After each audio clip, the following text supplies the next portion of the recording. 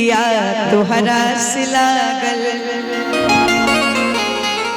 ओ दिल घायल हो जाए मुस्कान मारलू त दिल घायल हो जाए मुस्कान मारलू नयन से नयन से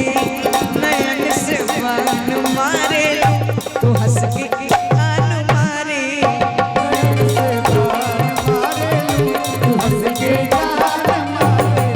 नयन से बान मारे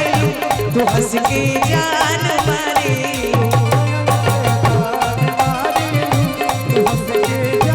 इतना कैलू दीवाना तू तो पहले मुलाकात में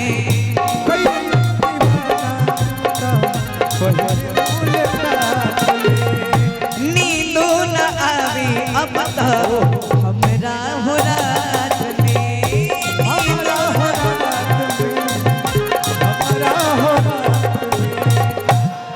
उजन कैलू तू कवन हो जादू पूरा दिलवा पे बाटे न काबू ओ तू तो देखे में पूनम के चांद लागेलू तू तो देखे में पूनम के चांद लागेलू नयन से नयन से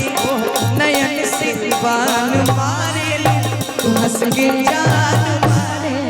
नयन से बान मारेलू तू हंस के जान मारे।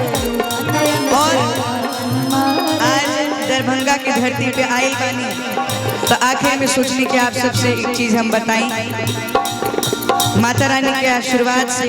आप सबके ढेर सारा प्यार मिलल और आप सबके आशीर्वाद से जगमग गोल्ड कंपनी के जे काफी बढ़िया कपूर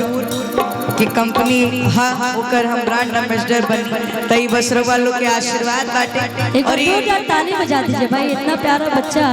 आप सबके आशीर्वाद से और अपने मेहनत से इतना अच्छा काम करने जा रहे हैं। बहुत बहुत सारी शुभकामनाएं मेरी आपके साथ। और बस ये आशीर्वाद आप सबके बनल रहो